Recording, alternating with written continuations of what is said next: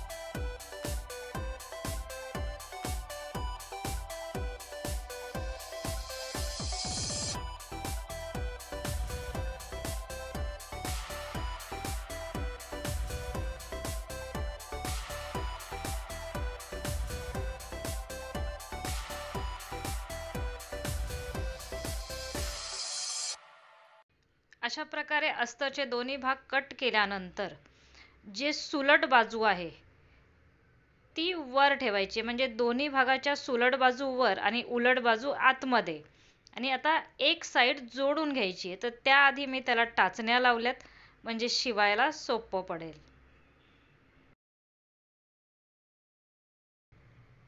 तर इथे पाव इंचाची शिलाई करून झालेली आहे.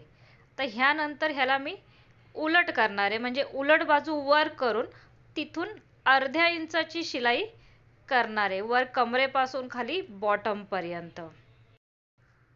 अशा प्रकारे पहिल्यांदा सुलट बाजूवर शिलाई करून नंतर उलट बाजूवर केल्याने आपल्याला कपड्याला ओव्हरलॉक करावं नाही लागत, कारण आतल्या बाजूने जे कपड्याचे धागे वगैरे निघतात ते निघत नाही. आतल्या बाजूने कपड्याची फिनिशिंग खूप छान दिसते. अर्थातच कपड्याला जर व्यवस्थित फिनिशिंग असेल तर तो कपडा दिसायलाही छान दिसतो, घालावासाही वाटतो. दोन साइड एकत्र जोडून झालेल्या आहेत.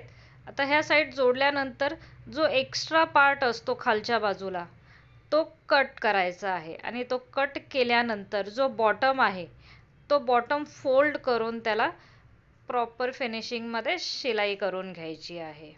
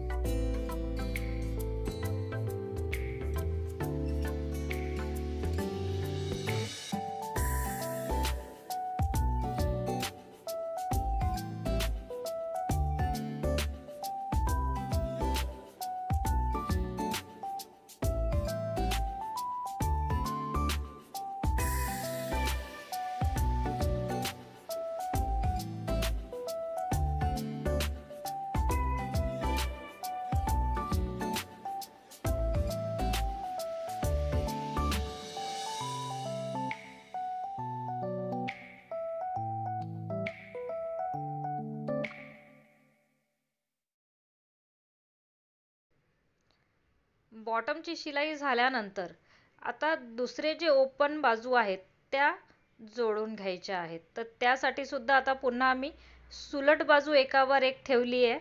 तर सुलट बाजूला मी पाव इंचाची शिलाई करून घेणार, त्यानंतर त्याला उलट करून अर्ध्या इंचाची शिलाई करणार.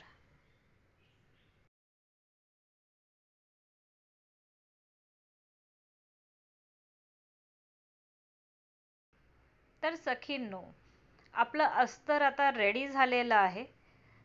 तुम्ही ह्याला साडीला किंवा घागरा स्कर्ट कशालाही जोडू शकता. आणि जर समजा तुम्हाला ते जोडायचं नसेल तर वर नेफा पट्टी लावून तुम्ही कोणत्याही स्कर्ट घागऱ्याच्या आतून त्याला घालू शकता. कोणताही कपडा शिवून झाल्यानंतर त्याचं मेजरमेंट चेक करायचं. तर इथे सीट घेर मी 40 इंच घेतला होता.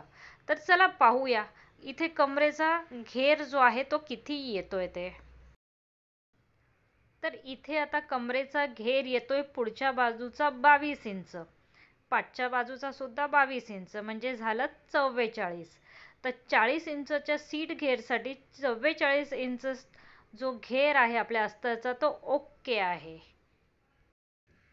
सखींनो, तुम्हाला कोणत्या साडीचे व्हिडिओ हवे असतील तर मला कमेंटमध्ये नक्की सांगा, मी तुमच्यासाठी ते व्हिडिओ बनवून देईन.